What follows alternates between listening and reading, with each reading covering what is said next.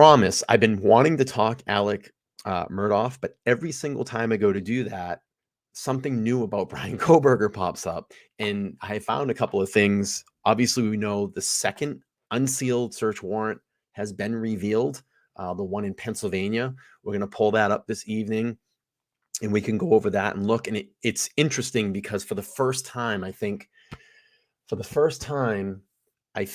we're actually getting to see Kohberger's signature because you can see it on the unsealed warrant. Because I can't remember his being on the last one because he was arrested basically at that time, and I think in jail, if I recount, or being transferred back to Idaho when they executed the first search warrant on his apartment. I'm going to pull up Ann's question when it comes through here. It's just a little bit of delay.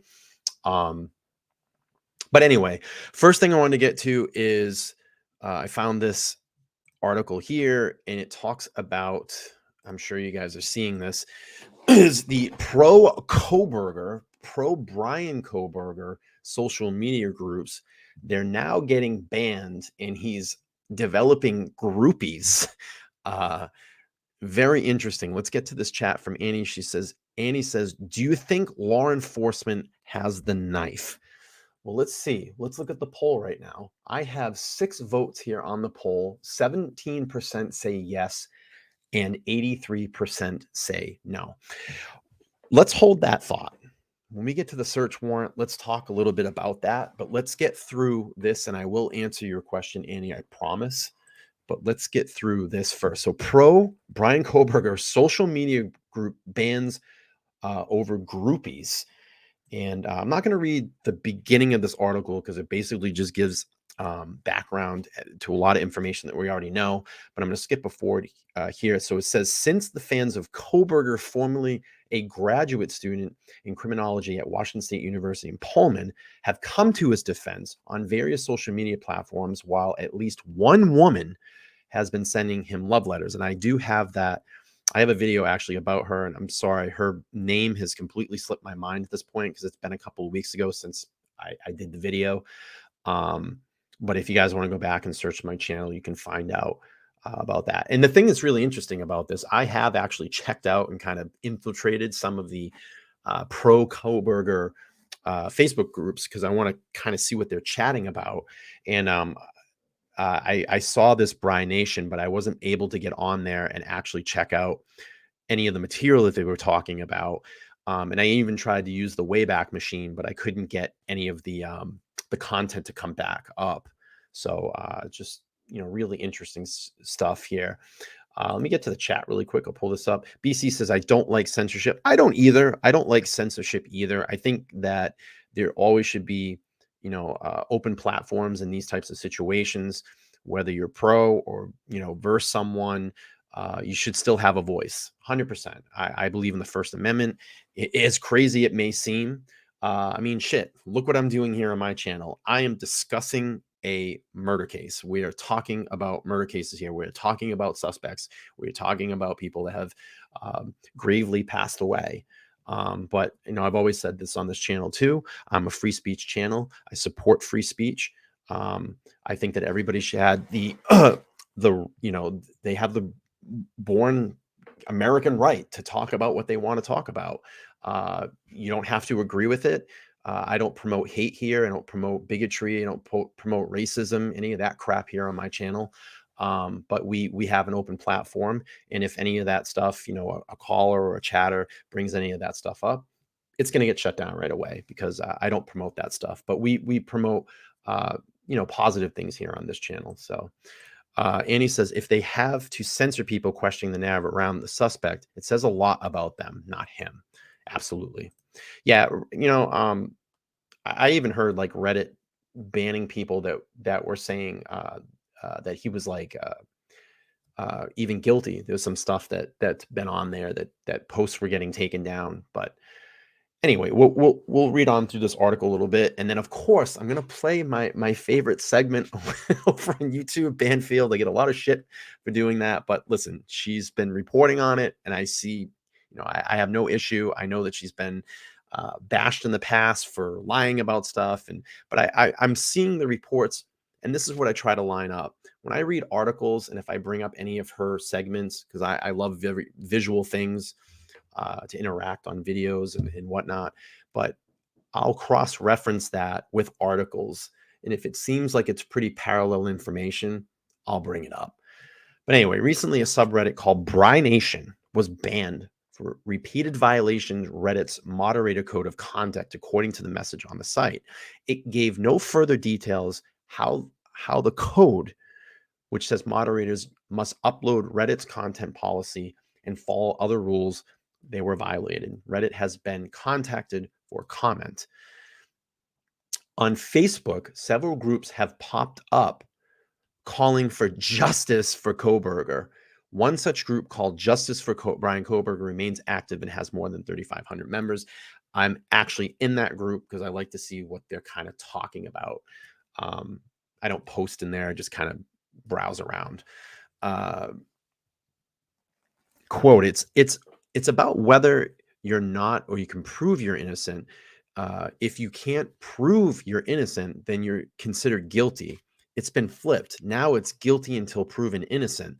The group description reads, quoting Ronald Jones, a man wrongly convicted and sentenced to death for rape and murder of a woman.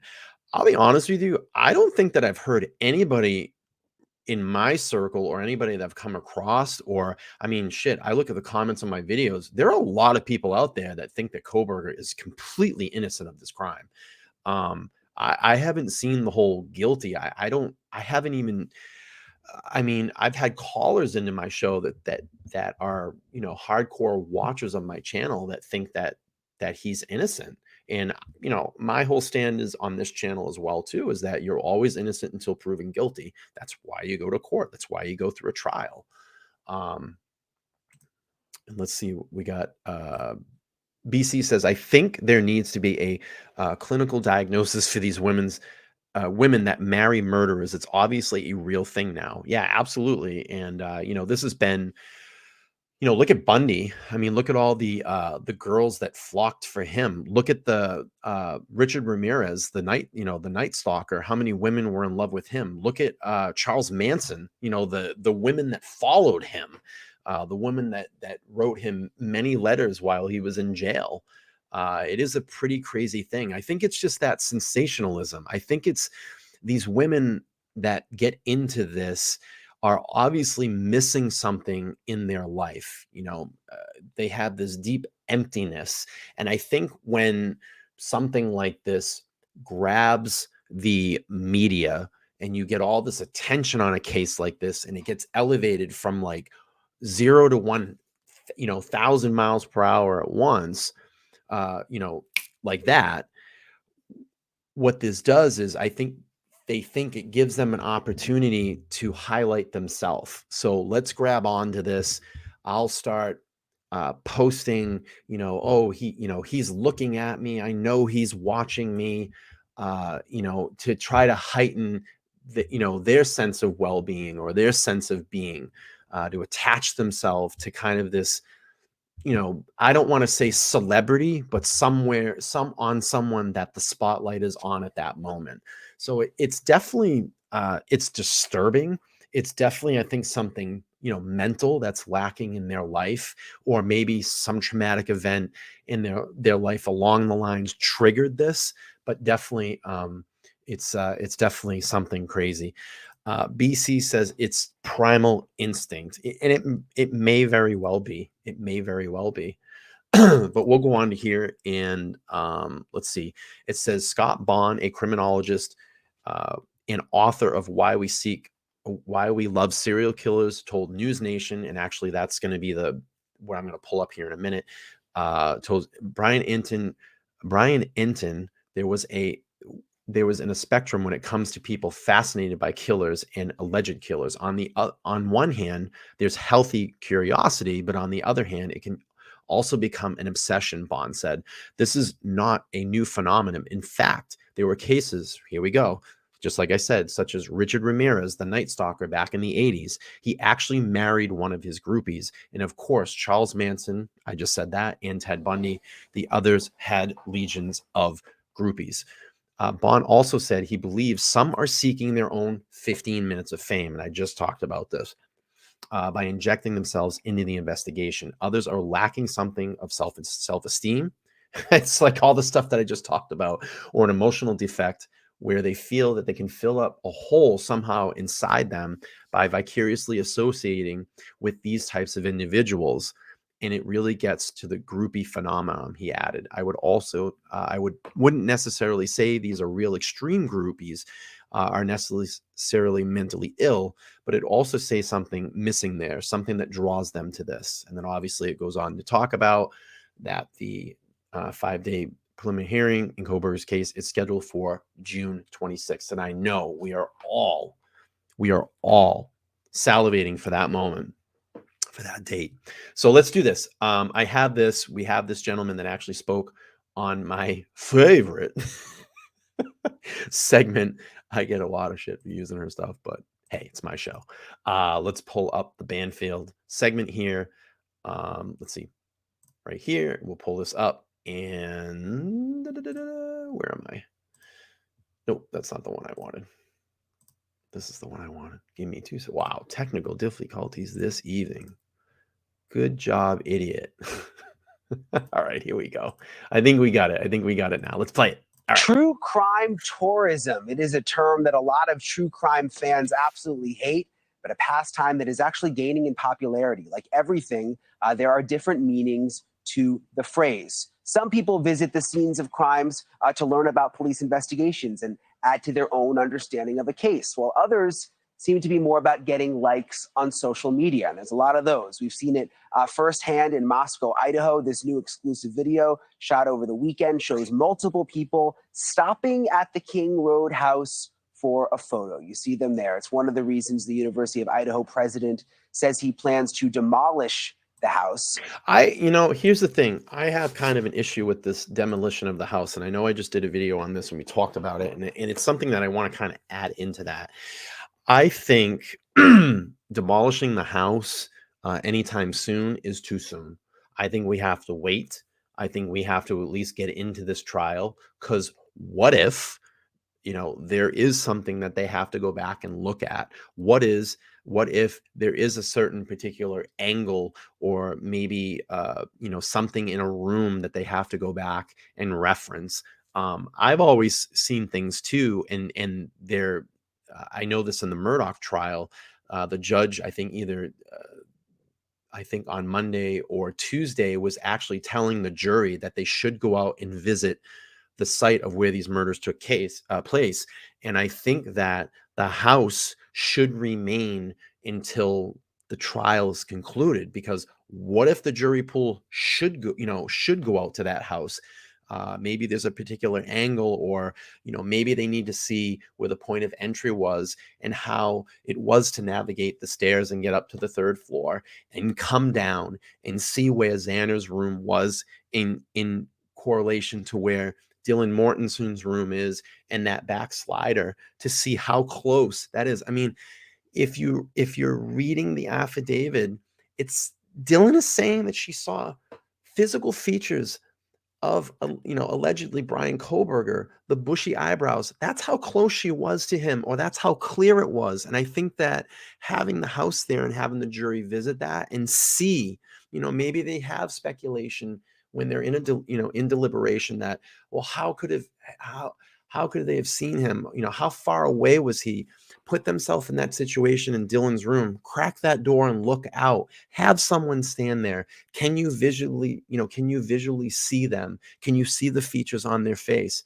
How close parallel was to that getting to that kitchen and that sliding glass door? These are important details in this case. And I think that that house needs to remain in place until the end of this trial. And that's my opinion. That's my opinion. But it's not just the crime scene that these true crime fanatics. I'm just waiting for the chat to come in. Says they did have 3. Yeah, They did a full 3D scan with AI, and jury could use that virtual reality in 4K. They can walk right up to the bodies, the door, stairs. Yeah, I understand that, but she says, "I agree, don't touch the house, not yet." I understand, but it's one thing when you're looking at an image on a screen.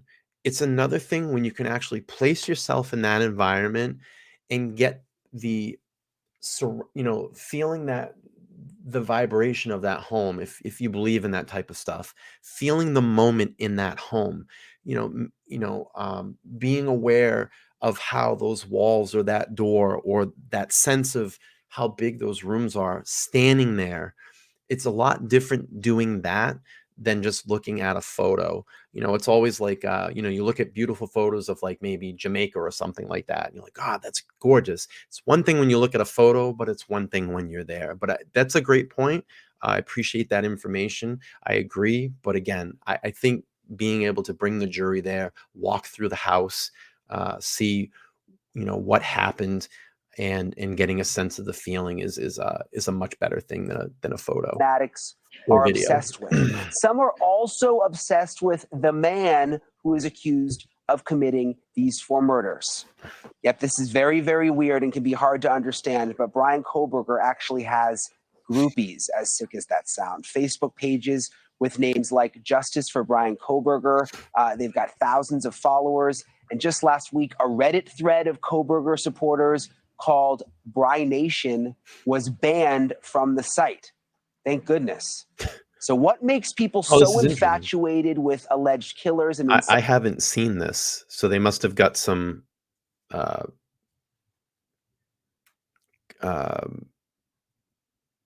video. Why am I saying video? I'm totally stumped right now. This must have been the group. It says, guys, keep thinking about this. I really hope he gets found guilty and doesn't. This is a. Let's see. This is not Bryan Nation, I don't think. We grow by the minute. Welcome. Oh, it is. Welcome to Bryan Nation, guys. If you're here to screenshot our post and humiliate us, karma's gonna get you. That's not a really great thing. Has anybody wrote more stories about Mr. Kohberger? You know what I mean. Let me go back up here a little bit. Let's just look at this. So this was from Bryan Nation. I want to see what people were writing in there. Let's see. What was it about Bryan Kohberger that got your liking? Jesus. I wonder if Bryan knows we know about his rap. Yeah, he did a rap song called Bryan Nation. Will Bryan interest you guys if the judge finds insignificant evidence against him in June? This is crazy. So all the journalists lurking on this page and the ones that have made articles about this sub, I just want to say thanks a lot for the free promo. We have over 560 members now. We couldn't have done it without you. Was banned. Let's see. I find Bryan hot, but don't want to. Ideas. This one Reddit subscriber says, I find Bryan Kohberger to be quite attractive in most pictures, and I keep having dreams about him and start as like attraction inspiring dreams where he is my newest love interest or he has a crush on me and I thought he believes cruelly to other people. He makes exceptions for me. But then the dreams go away, devolved into something sort of nightmarish where his murderous monster after me and everyone else, and it's all a chase escape dream from there. I've had these dreams for weeks now, and it's even more annoying because I start remembering my dreams again a few months ago after the years of remembering a dream due to medication. So obviously this person's medicated. Before the dream started, I was honestly enjoying weird and mostly pleasant dreams for the first time ever. Interesting. Jeez. And from the site. This one says, Bryan Nation gets another mention in Fox News article. Looks like someone did an interview about Bryan Kohberger confessing to being it has a link to the article. I dream of, yeah, we've already, I dream of winning a huge lottery and paying off the guards, warden, etc., and getting Bryan out and talking to him in a secret house where we can play with him. This is crazy. Thank goodness. Me and Bryan, when we decided to take our long distance relationship over his tablet in real life, now this relationship goals. Jesus. So what makes people so infatuated with memes edit Bryan Kohberger is sending blank pics to his fans via the jail tablet. That's not true. Alleged Interesting. killers, and in some This cases, is crazy. Let's bring up some of these chats real quick. Dr. Bob says the trial for this maybe 2 or more years off. Justice grinds very slowly. That's very true, Dr. Bob. Ann says, I'll guarantee you these Reddit posts are made by media and a la propagandalists. Yeah, I mean, it's probably trolls as well, too. So Scotty P's in the chat. What's up, Scotty? How are you, man? You've been, I love your comments. You're been always pro supporting my channel. Scotty's a good guy. He says, yeah, that's an awkward about the dreams and stuff. It's very awkward, my friend. Let's keep playing through this. convicted killers, joined by the guy who understands Guys, if you all of can, this, 15 Dr. people watching. Scott. Can you just upvote? I just need 5 more upvotes, guys. I'm at 10. Let's get it to 15. He is a criminologist and the author of the best-selling book, Why We Love Serial Killers, The Curious Appeal of the World's Most Savage Murderers. His podcast is called Killing Hour with Doc Bond. Thank you so much for being with us, Dr. Brown. So first of all, I think there's a distinction here. I've been outside a lot of crime scenes where people will drive by and maybe put the window down and take a picture, and they've seen it on the news. And then you've just got crime junkies, which I've got family members and friends that are into true crime, and that seems like one thing. But then you've got this other group that like falls in love with. I'm going to be honest with you. Yeah, and I have to kind of go again. I think this is crazy. It's funny that you always hear the mainstream media shit on people like me, the true crimers, and I think the reason that they get pissed off about it is because we dig up a lot of stuff. And I think it takes away from some of their segments sometimes. We might have some new information that pops out, and we can get out there a lot quicker. So I know sometimes they're like, oh, the true crimers. And, they tend to get a little pissed off. But we'll keep playing through this. With these serial killers. How does that happen? Well, that's a great question. And you're right. It really is a spectrum. I mean, on the one hand, there's healthy curiosity, but then on the other hand, it can also become an obsession. And this is not a new phenomenon. In fact, there have been cases such as Richard Ramirez, the Night Stalker, back in the 1980s. He actually married one of his groupies. And of course, Charles Manson and Ted Bundy and others had legions of groupies. So, why does this happen? Well, I think there's a couple of things at work here. Technology is one of them, and you mentioned that. There are those individuals who I think are seeking their own 15 minutes of fame by injecting themselves into the investigation, into the case, and they become almost like demi-celebrities in their own right. You have other individuals that I would say are lacking something in self-esteem or an emotional deficit where they feel that they can fill up this hole somehow inside of them by vicariously associating with these types of individuals. And that really gets to the groupie phenomenon. And with the female groupies, with the male perpetrators, I like to call that the bad boy syndrome. And what I mean by that is, he may be a bad boy, but he's my bad boy. I'm the only one who understands him. We're soulmates. I get him. No one else does. And so once again, that gives a person, the groupie, self-esteem, makes her very special, so that she becomes fulfilled. That's something that's missing in her. And these individuals, do become sort of demi-celebrities. Yeah, it's true. I remember the first time I saw this, Dr. Bond, was in Parkland with the Parkland massacre, that awful school shooting. And the suspect there, we requested through a public records request all of his mail, and he was getting all of this mail. And some of it was interesting. It was people sort of trying to understand his frame of mind, which I could sort of understand. But then there were these women like sending him sexual messages, almost like there was a very strange attraction to this killer. And I could never wrap my mind around it. But I guess this bad boy syndrome that you're talking about, but it's still, I think for most people sitting at home, it's just hard to really understand.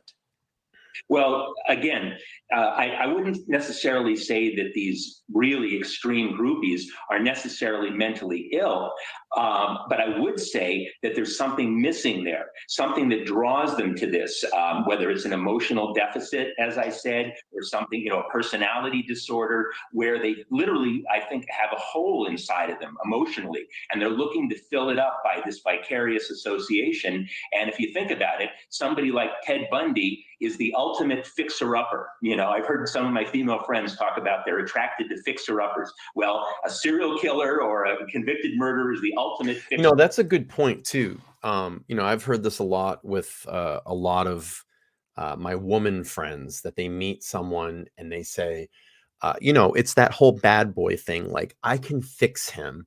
You know, he's a rough around the edges, but I know when he gets with me and I take him around, I'm going to be able to fix him. And they have this obsession in their head that they're going to be able to fix. You're not going to be able to fix anybody. The only person that can fix is themselves. They have to work on themselves first. And you know, I think that it becomes this kind of obsession, like, oh, you know, he's a bad boy, he's this, I'm going to be able to change him when he gets with me.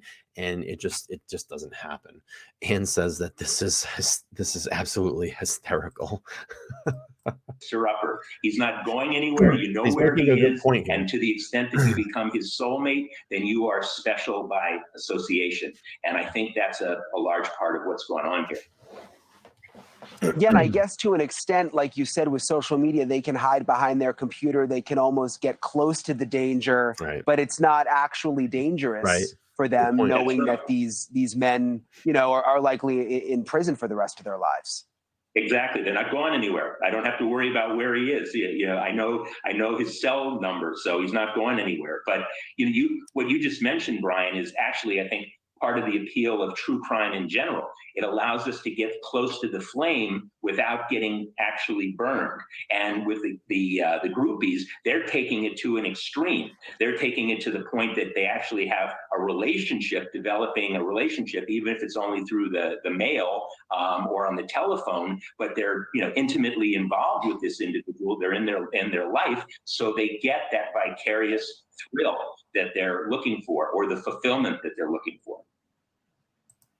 It's so strange to think about. Obviously, a major distinction, because I know all sorts of true crime fans, and you know, that's pretty normal these days to be interested in cases, and a lot of people genuinely want to help solve them, or they have, you know, genuine sorrow for the victims. But to take it to the next level, you know, the groupies, as they call it, or you know, the attraction to a serial killer, like you said, I mean, some of these folks may need serious help. Thank you for watching.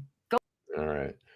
Little segment from Banfield there. I got another segment here that talks about this and gives a little bit more of a perspective as well too. Let's pull this one up. This one's from Live News from Fox.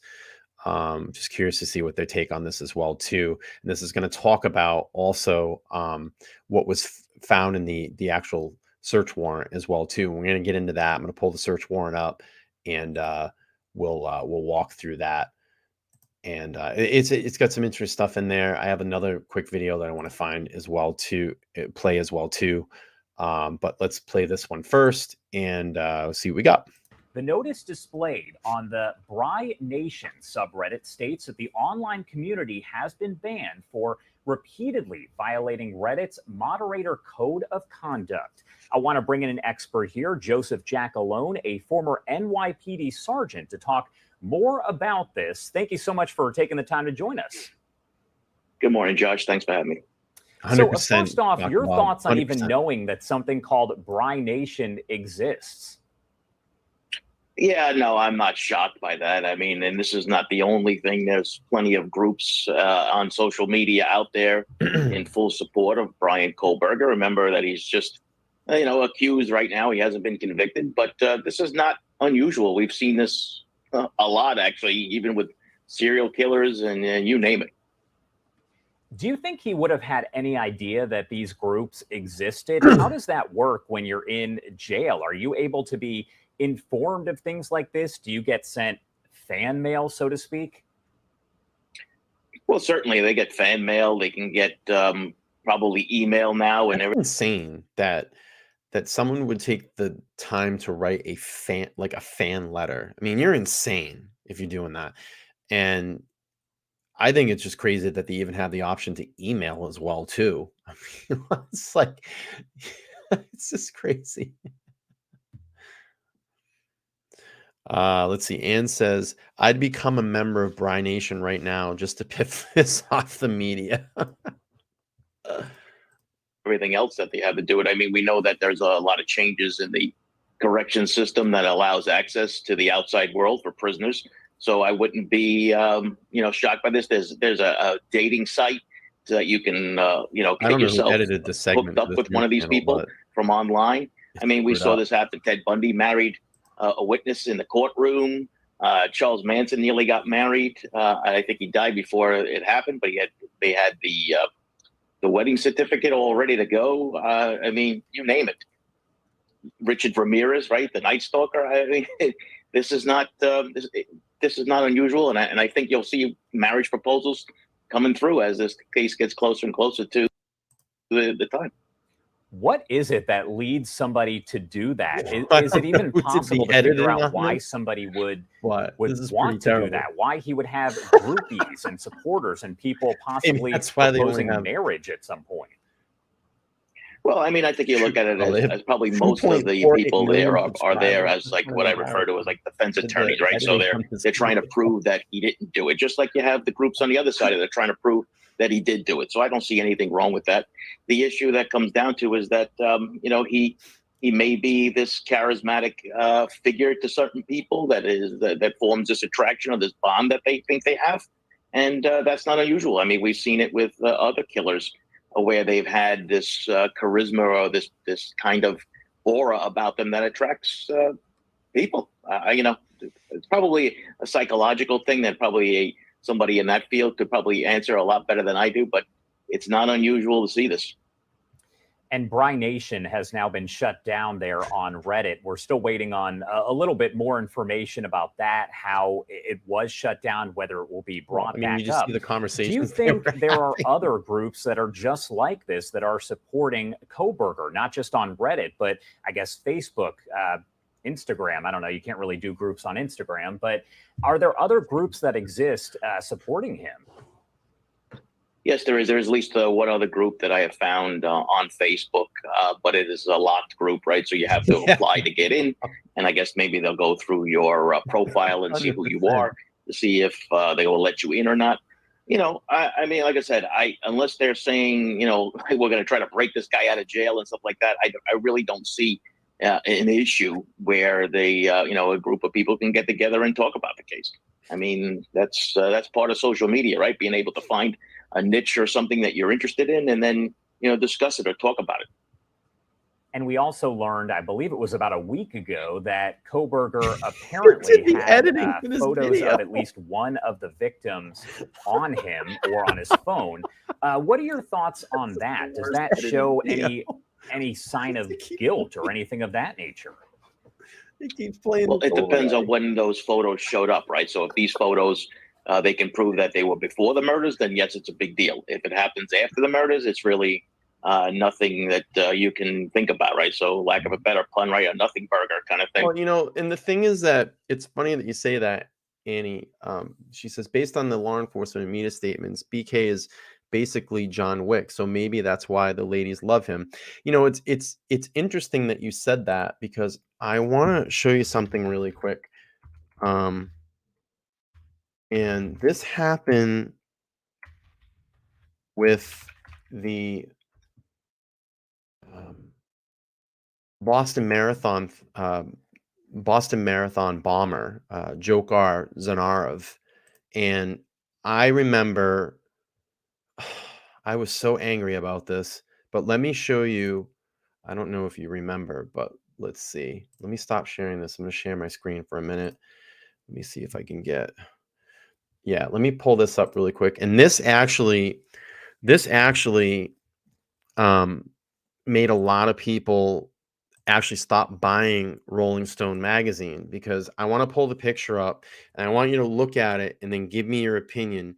Tell me what they were trying to do with this maniac that bombed people in Boston. look at this photo. I knew we'd get a pop-up. Look at this photo. What are they trying to do? They're trying to make him sexy. They're trying to make him look good. They're trying to make him look innocent. They're trying to, I mean, when I saw this, I thought it was Jim Morrison at first. And that's something that's been compared to. Exactly. They create that martyr. But let me show you. It's funny because I remember when this happened, and a lot of people were pissed. They actually pulled. I remember CVS's here in the local area. I live in Massachusetts. I'm in and around the Boston area. I'll just be transparent about that. But a lot of the at the time, let me pull this up really quick. There was a lot of CVS's. There were people pulling Rolling Stone magazine off their shelves to not sell it. They were boycotting it because this happened. But let me pull up this tweet. See, this is what I thought right away when I saw it. I thought that it was Jim fucking Morrison. That's what they were trying to do to this guy. Look at that. It's the same fucking cover. It's the same fucking cover. And this, there was a lot of protest about this, and a lot of people were, just saying, fuck Rolling Stone. I'm never going to buy again. And that's why I stopped actually buying Rolling Stone. I used to be a super fan of Rolling Stone, even though I know it's a very liberal leaning magazine. I'm far from liberal. I'm probably center right. But this pissed me off. And ever since this issue, I never bought that magazine ever again, nor would I ever, because of what they did here.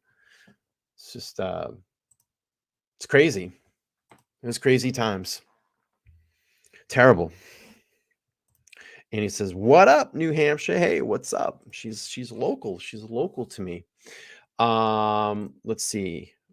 Let's go back to that quick segment. I'm gonna finish that up, and then I'm gonna talk about Joe Rogan for a moment. My one of my favorites, Joe fucking Rogan. All right, let's finish the issue that you're dealing with here is the timing of it all, right? So when is it time stamped and dated? Because listen, as Josh, many of us were following this case very closely in social media, and phone lines are open, people, took screenshots of the house and the people involved because they wanted to see, who they were talking about or what they were doing or where the location was. They were trying to figure things out. So I don't think that would have been unusual if it happens after the fact, but I don't think they'll be able to do anything about that. And just from your experience, the preliminary hearing is going to be in a few months here. I believe it's July. It's expected to last for a week. Any idea what we can expect during that time? If there could be new details released or anything of that nature? Things you haven't heard? Well, more than likely, they're going to have to come forward. When you have these preliminary hearings, as you know, they talk about a different thing. So, for instance, I'm sure, I don't know what they call it in Idaho, but we call it a map hearing, right? Where it's basically about how the evidence was secured, was it done properly, or the fruits of the poisonous tree, and all those things are going to come in. Of course, the defense attorney is going to fight tooth and nail to try to have this evidence, suppressed, make it inadmissible for court. And that's where these cases really lie in regards to these preliminary hearings. So if there was any interrogation, any of those, if there was eyewitness identification rights. Can you imagine when the interrogation video of Kohberger can hopefully get released to the public, or gets released to the public, or those 911 call, the 911 calls? We're waiting for those too. Still don't know so much because of the gag orders. So anything that comes really out on any of this is just pure speculation. And I think once this thing starts, they're not going to be able, unless they ban the media from the courtrooms, this information will be out in the public. Yeah, and it's a lot of questions at this point that we still don't necessarily have the answers to, including, what investigators believe the possible motive for these crimes could be. Is it possible we could learn more about a motive during that hearing? We might, but like, for instance, out of all the evidence that has been talked about, the thing that really sticks with me is, was there evidence found in his car, right? We haven't heard anything if there was any blood recovered or anything like that. We do know that there were hair fibers and an animal fiber taken from his apartment. So that could be potentially huge too. But for me, it's that car that really could. And I've said that too. Put him in a bad way, or put his defense team in a bad situation. All right. Joseph Jackalone, former NYPD sergeant, a friend of the show, here to always answer questions and provide insight. Anything else you want to add about all of this before I let you go? No, I think people just need to be patient, especially the true crime community. I mean, there are so many gag orders out there that this information will come out. And I think being patient will be prudent in this instead of wild speculation and, conspiracy theories and stuff. That's not really helpful. Yeah, it's not something. And one we last do here question, on this just channel. based on your experience, is it possible that this could go to trial sooner rather than later as a result of so much public, I guess, speculation and people just paying such close attention to it? Does that lead to a trial that comes along quicker? Annie says tomorrow AM. Well, it could, right? But here's two things that will hold that up, right? Is that the next? That's the next unsealed document, correct, Annie? Is that what you're talking about? I mean, they might redact some of that, so just think about that. Some of that might get blacked out, so keep that in mind. I wouldn't, I wouldn't be twisting mustache yet, because some of that might get blacked out and redacted. So is that what you're talking about? The next unsealed document? Oh, they're going to unseal it tomorrow. Interesting. Well, I will be waiting for that, and you guys can watch here on the channel. Wait for that video to come out. I'll definitely try to get something up tomorrow, but let's keep finishing this out. And then I want to pull up a Joe Rogan segment. Actually, you know what? We'll go to, we'll do Joe Rogan, and then we're going to pull up the search warrant, and we'll look through that, and then we're going to end the show. Let's see. So if they try to change the venue, or if they can't find enough jurors to sit on the case, and that's going to be probably the most difficult part of this, to try to find 12 people and a few alternates that have, really no kind of opinion on this case, and that's going to be the tough part. All right. Thank you so much for taking the time to join us and provide that insight. Have a great day. You too. All right. That's it there. A little segment from News Nation.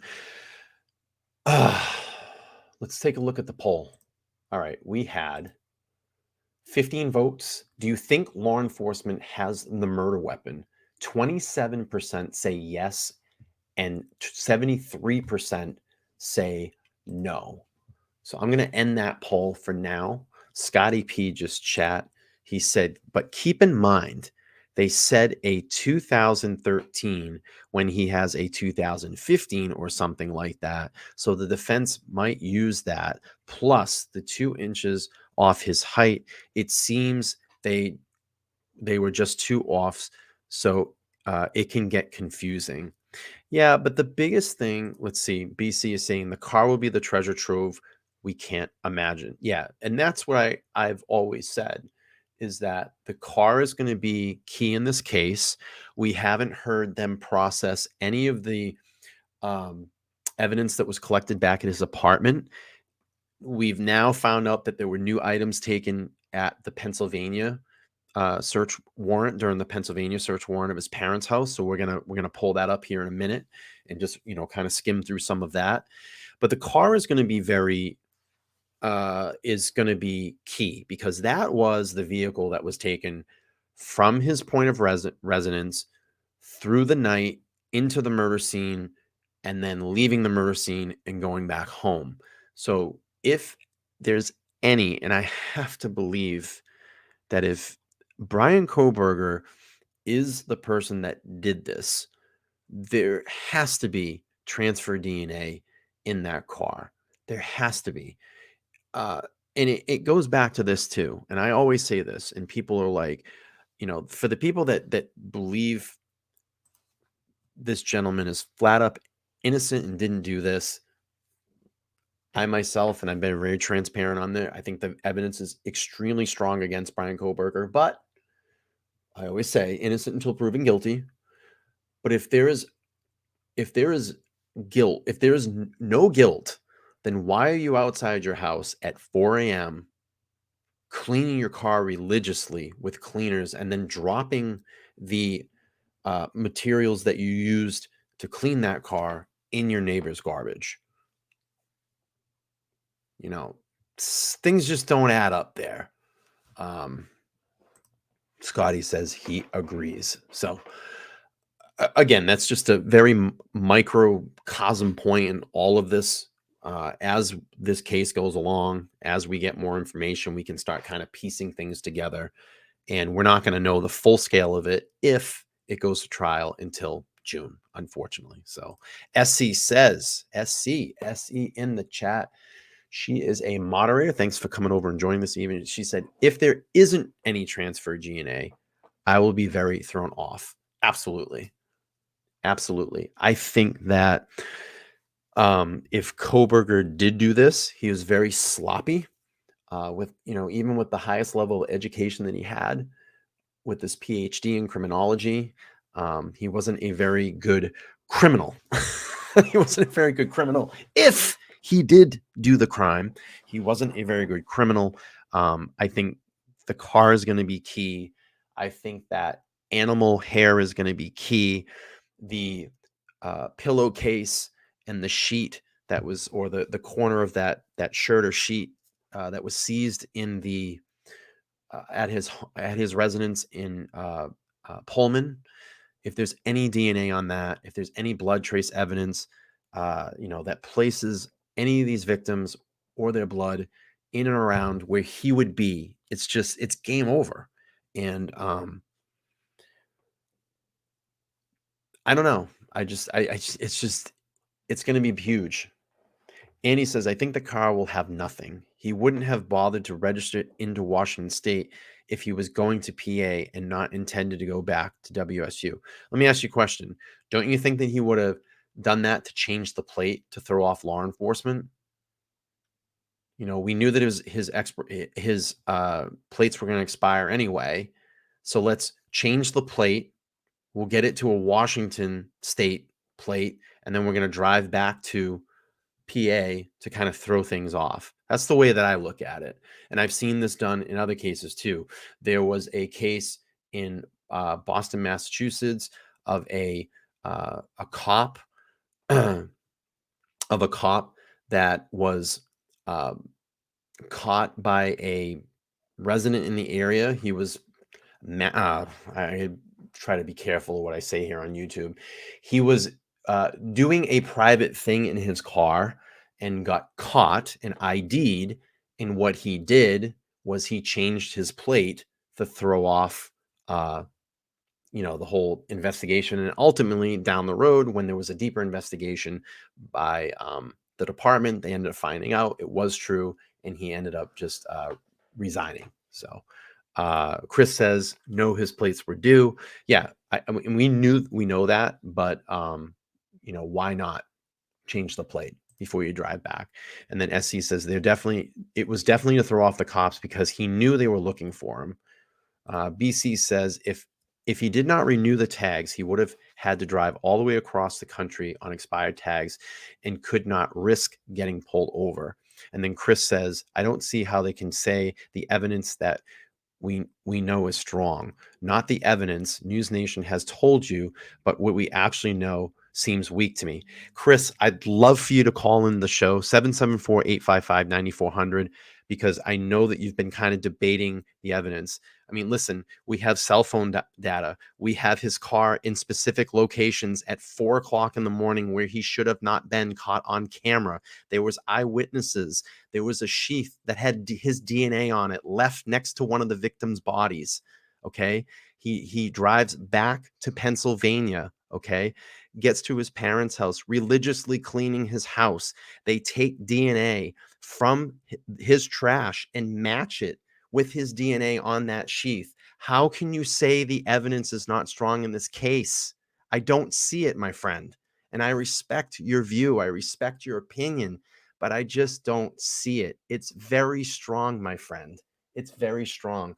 Wait till they start forensically going through his computer. Wait till they start forensically going through his phone.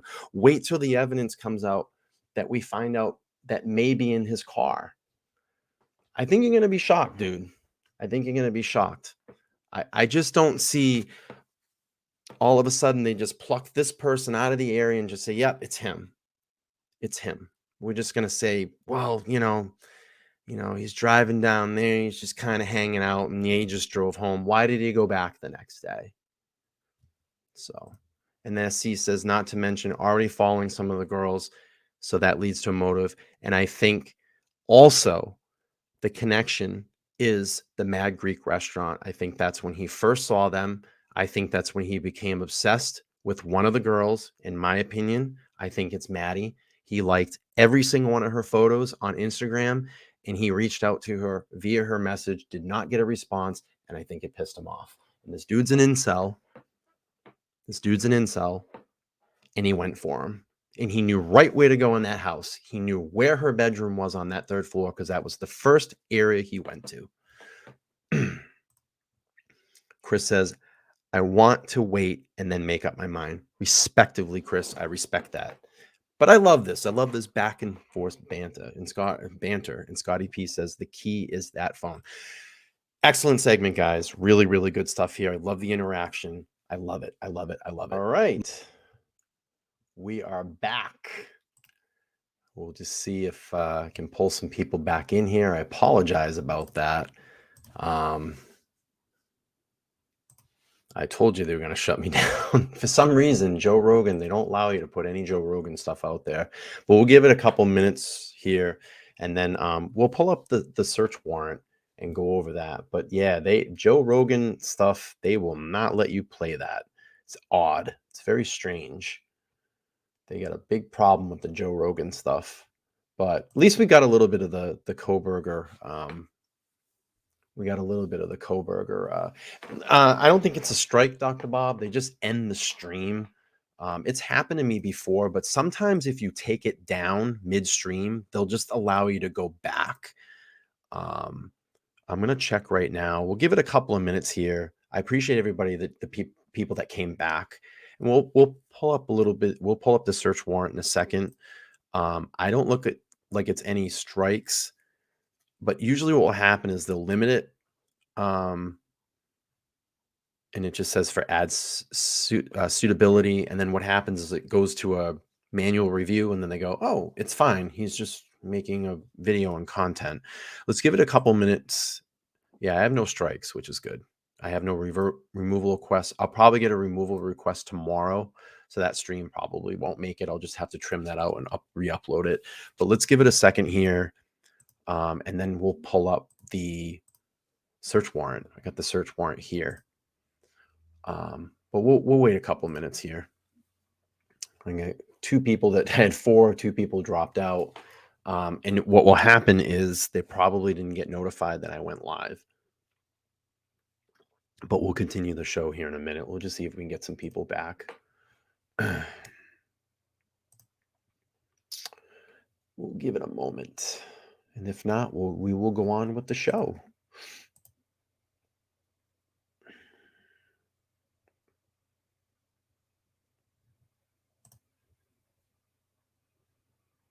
Drunk turkeys. What's up? They're in the chat. What's going on, Daniel? Good to see you. I actually just got shut down, so I had to restart my stream. So I just lost all my people. I was playing a segment. I had a kind of a feeling that they were going to shut me down.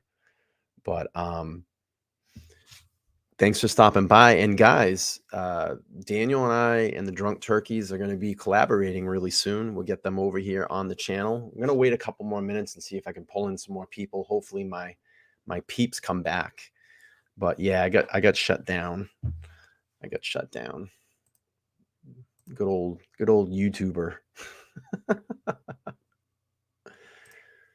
But we'll give it a couple more minutes. Looks like some people are starting to kind of catch on that we're back live. Daniel, I need to know your secret, man. How did you guys get all those people to subscribe to your channel? You'll have to let me in on it, brother.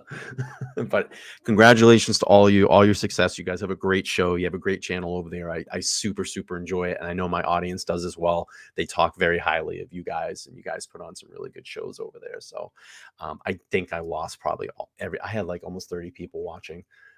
Yeah, BC, what's up, buddy? Guess who's back again? We are here. We're gonna go on with the show here in a minute. Let's just give it maybe like 2 or 3 more minutes if you guys can hang out. I just want to try to see if we can get some of the people back. If not, we'll start going through this search warrant. Probably not going to spend too much time on it because I believe they're going to release another unsealed warrant tomorrow. and maybe we'll just pull this all back up. Let's see.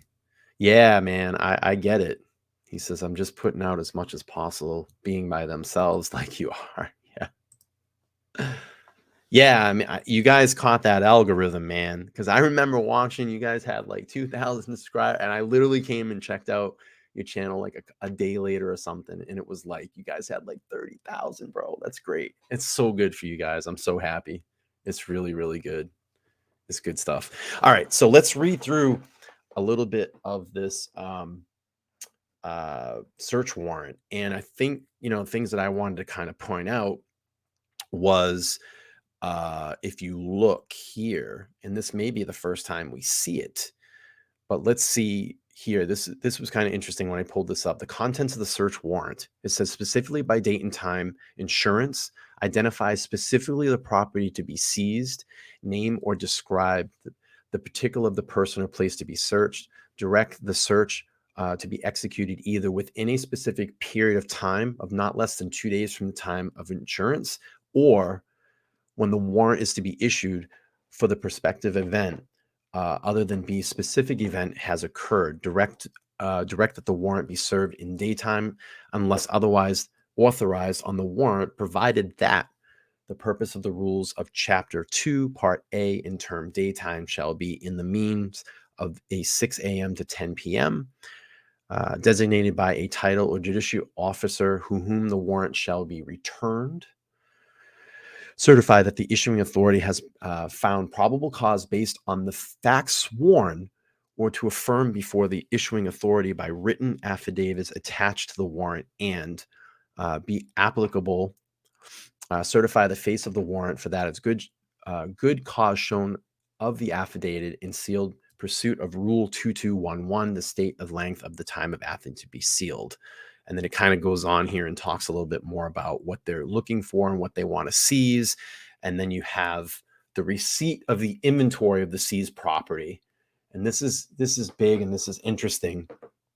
So it says the following property was taken and seized of a copy of this receipt inventory with the copy of the search warrant. So I wonder if like Kohberger or Kohberger's family got an actual receipt as well too, which would be really interesting. So you have the date, the time, and it says see attached FBI FD -597. So I don't know if that's a file or a box that this stuff was put in.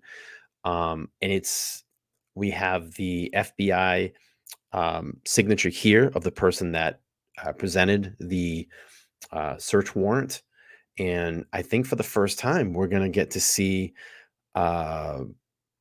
Kohberger's signature on this as well too. So it says receipt for property, have the case ID number, the date, and then this was collected and seized. Welcome back, guys. Welcome back to the stream.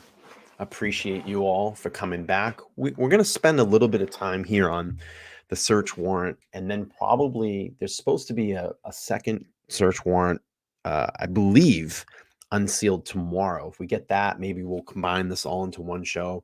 I'll come back and maybe do a live show tomorrow. I know it's usually my off night, but that's big and key in this case. So, all right. So we have Bryan Kohberger. So we had one Defiant silver flashlight, 4 medical style gloves, a white Arizona Jean Company large t-shirt, a Champion WSU Cougars large black sweatshirt, a pair of black and white size 13 men Nike shoes, a pair of black Under Armour socks, Under Armour black large shorts, Under Armour black boxers large. And you're seeing a lot of black clothing that was obviously taken, because we know in the statement from Dylan that the person that did this, the alleged suspect Bryan Kohberger, was wearing black or dark clothing.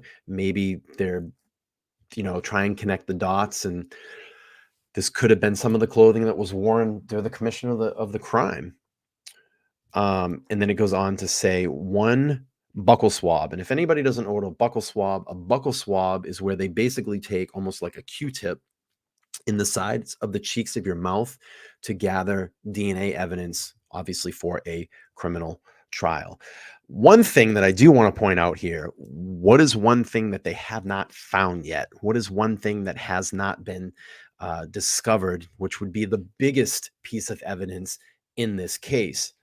We still haven't located the murder weapon. We still haven't located the knife, the K-bar style knife that was used in the commission of this crime. So it wasn't at the parents' house.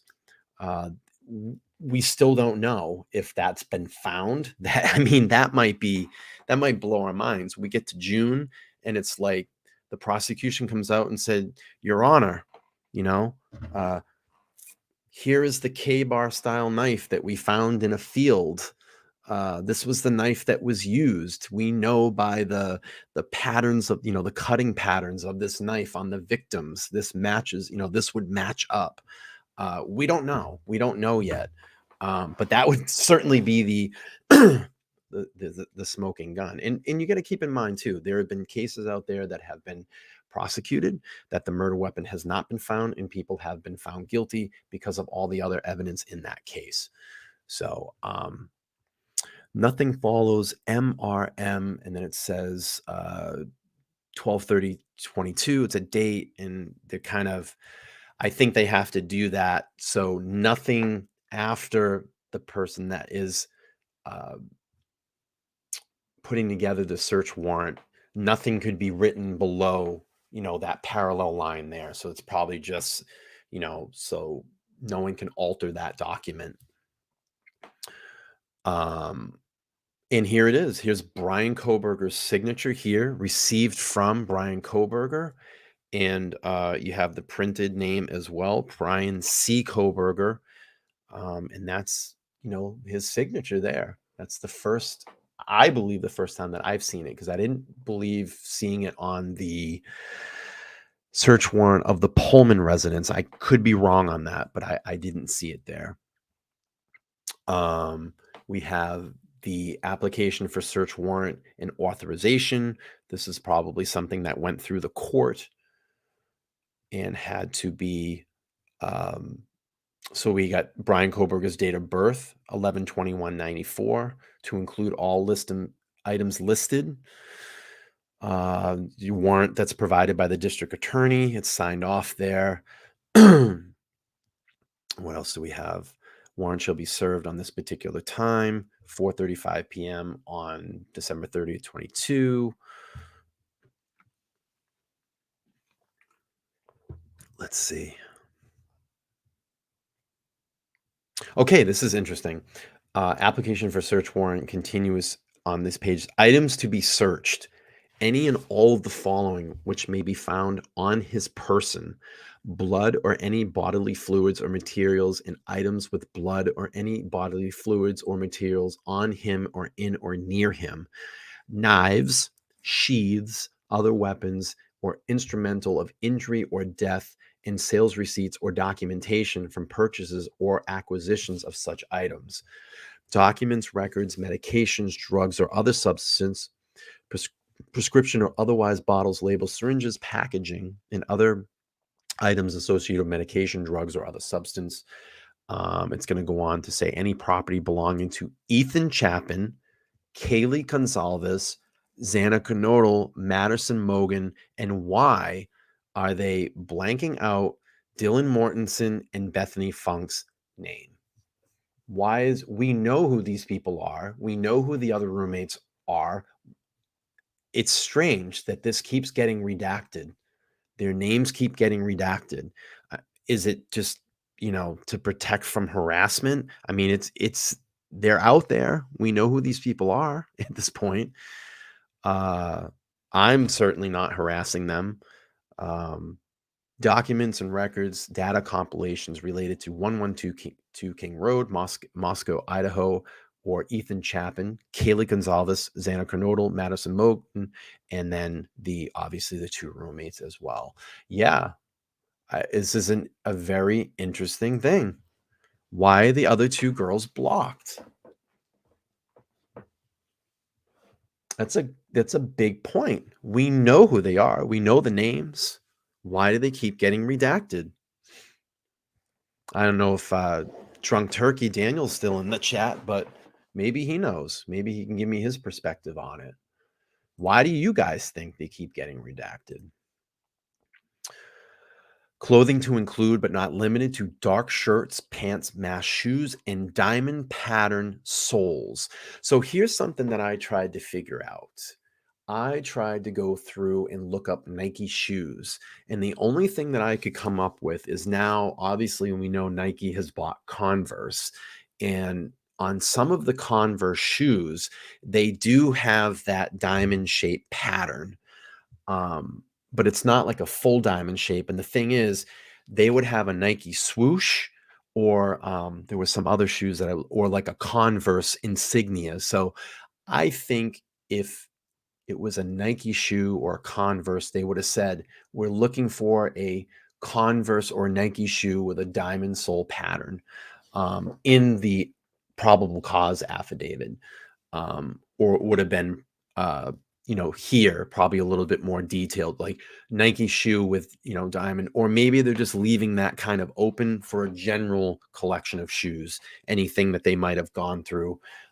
Maybe there was some dress shoes there or whatever, and it didn't match what they were actually looking for. So DNA, footprints, fingerprints, fibers, animal, human hair, other physical trace evidence, or items bearing these relation to containing information, indications suggested related violence, fight, motive, hostility, same. Four samples of Bryan Kohberger's, oh boy, I'm not even going to try to read that. Dexiol monocyclical acid, which is DNA, by a buccal swab. That was what we were talking about when they swab the side of your mouth, taken from the inside of Bryan Kohberger's mouth, and whole blood samples. Oh, so they actually take whole blood samples. Interesting. Alcoholic beverages. They're looking for data compilations relating or containing information indicating suggestive violence, stabbing, anything like that. Photographs, all electronic devices, including all communication content, including emails, text messages, applications, cloud storage, images, or any other records, including including use of ownership, possession, or control, such as communication or information found on location data above. So they're basically just doing a huge forensic DNA of any of his devices, cookies, bookmarks, web history, search terms, IP addresses, all financial information related to the above, address, book context, social network post, updates, tags, Wi-Fi network tablets, associated wireless devices, Wi-Fi networks, or Bluetooth devices, associated connected devices, backup devices. And that associated connected devices, and we talked about that there was some speculation that Maddie had a Bluetooth device in her room, a speaker. And we talked about that in one of my other streams, that these cell phones send out a low frequency FM signal to constantly ping and try to connect to Bluetooth or Wi-Fi devices. So if all possibility, he had his phone with him the night of the murder, which it doesn't look like he did. He might have left it in the car. It could have tried to ping. But the thing is, previous to that, if he was in the area, and we know that he was way back in August, his device, because I step out my house, I look at my Wi-Fi and my Bluetooth, and it's trying to connect to everybody's devices in and around my neighborhood. So it's just pinging off that. Yeah, it's funny you said that. It looks like a fourth grader signature, Stephen. I agree. Resident ownership, possession of a vehicle, or any of the above items. So we're going to go on here. Let's see.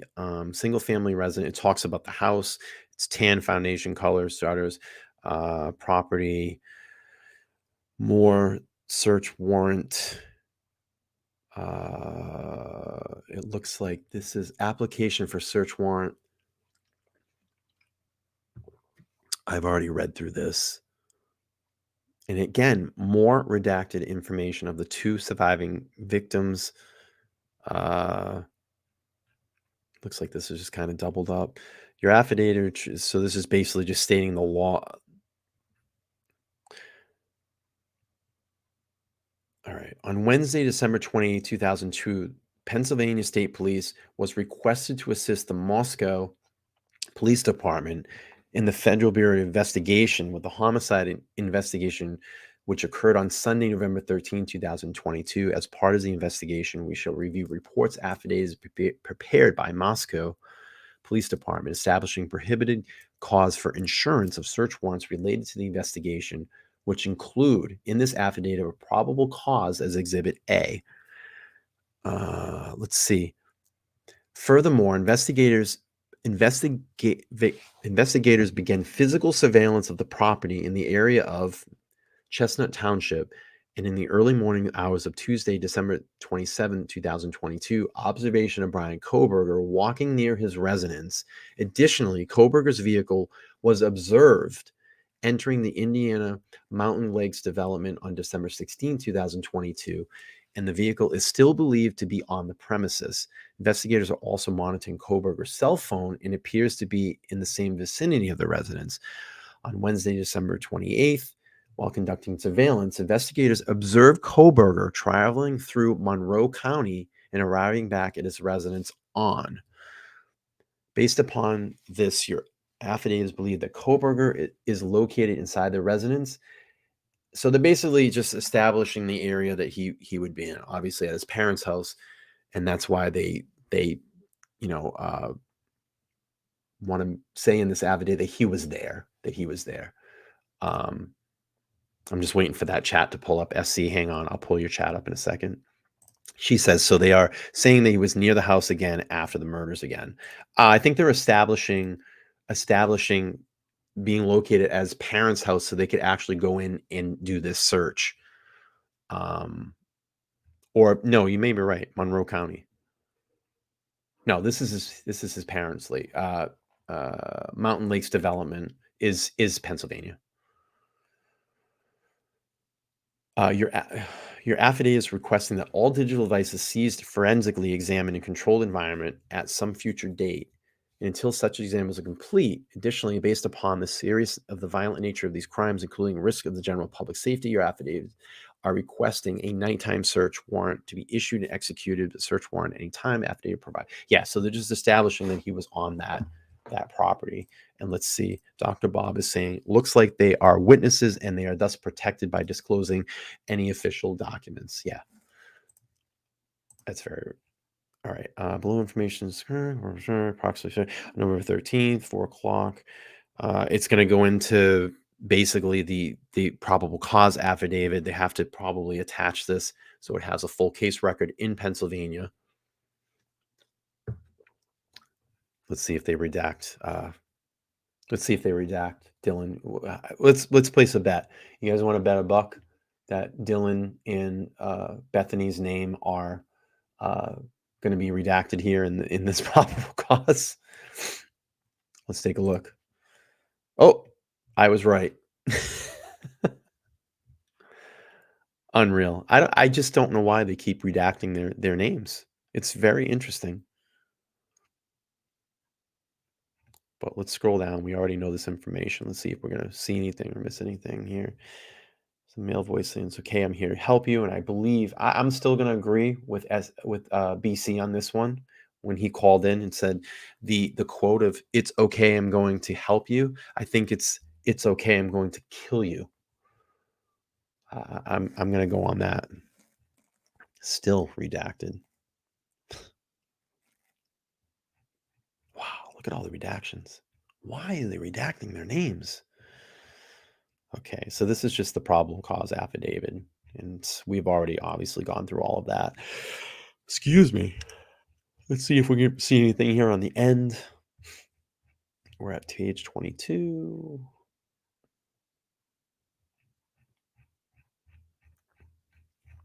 Yeah, I think it's just going to attach the rest of the probable cause affidavit.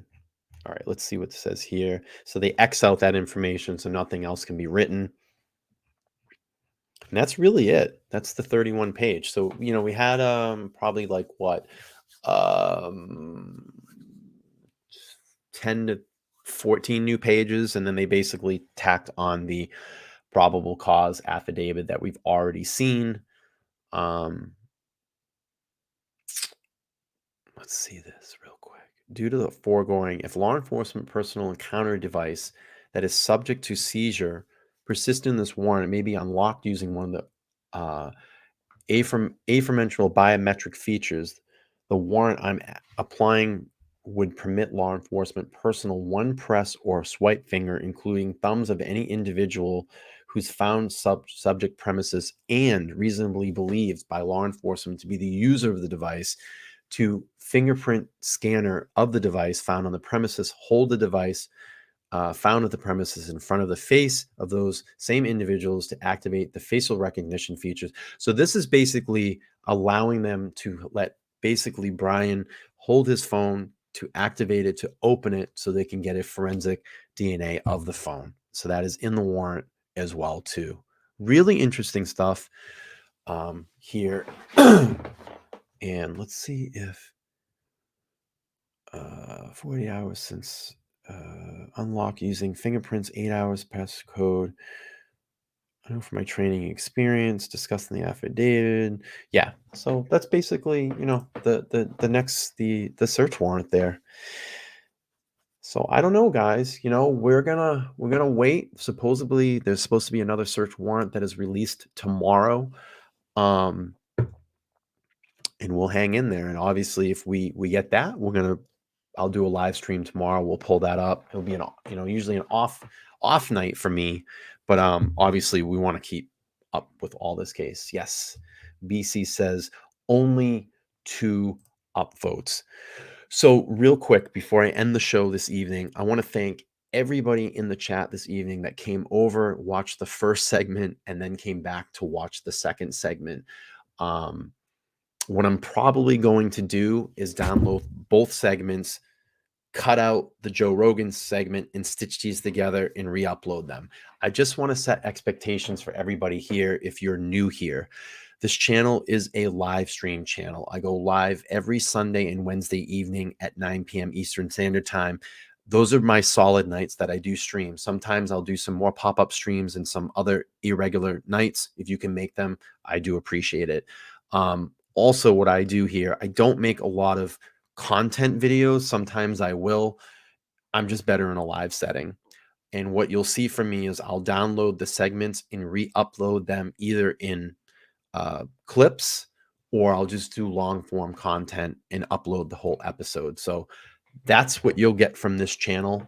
And again, I appreciate all the new people. If there's new people that came over tonight, all my moderators in the chat, Dr. Bob, SC, BC, we gave a new wrench this evening to, let's do this. Drunk Turkey was here, man. Let's give those guys a wrench. I'm going to be doing a collab with them soon. Daniel and I just have to get on the same schedule, and we're going to do a Bryan Kohberger session with them. I really want to dig into their brains and see what they think about this case and get their perspective as well. So that's something that you guys can look forward to. Also, Sunday night will be a very important show to me. I'm going to talk about my personal true crime story and really digging deep into my memory banks, because I suppressed a lot of that over the years. So yeah, I know every single time I go to do a Murdoch show, more Bryan Kohberger stuff comes out. So I promise we will do one soon. I'm going to be honest with you. I haven't really followed much of the case. Like, I know the basics of it, but maybe I can dig some up. We'll do some material on it. I know there's been some great video clips of the trial. Maybe we can pull some of that up and go through it as well. It's getting late here on the East Coast. I'm sure all of you have work tomorrow. And listen, I appreciate all you guys spending time with me. It's been a lot of fun, and I love doing this. I love doing the live settings, interacting with all of you. First time over here, please make sure to subscribe to my channel, hit the bell notifications. So every time I go live, you guys will know. Come over, interact on those videos, comment, give those videos upvotes, because it helps push this channel out in the algorithm. My subscriber goal by the end of the year is 5,000. Today, my My subscriber count is 2,192. I think that I can get to that 5,000 goal in the next 30. I don't think 30 days. That's a little crazy, but 90 days. Let's get there in 90 days. And then in the end of the year, let's have 10,000 subscribers on this channel. It's awesome. Listen, I also dropped some new merch. If you guys want to check out my merch store, when you go over to my new videos, it's down below. I have coffee cups that I've done. I'm doing t-shirts now. You guys can support the channel in that way as well too. Thank you all. Oh yes, Scotty P. Scotty P became a wrench this evening. He is a moderator. Scotty's been a huge supporter of the channel. Thank you so much. Murdoch has a guilty face. Dude, 1000%. I'm just not feeling it. I'm not feeling it there. I think, yeah, Mud Doc. But it's gonna be it, guys. I'm gonna end the show tonight. Thank you so much. Please look out for a reminder. If new Kohberger information is released tomorrow, another unsealed warrant, we're gonna do that. We're gonna do that tomorrow. I'll do it with you guys. And BC says ABC, yeah. All right, guys. I'm gonna get out of here. Thank you so much. Wait for the outro. Make sure you upvote this tomorrow. I'm going to download both segments, re-upload them. So if you missed them, you guys can watch the replay, go over and get caught up. I'm stuttering. It's late. I'm tired. I love all you guys. I'll see you guys soon. Take care. Bye.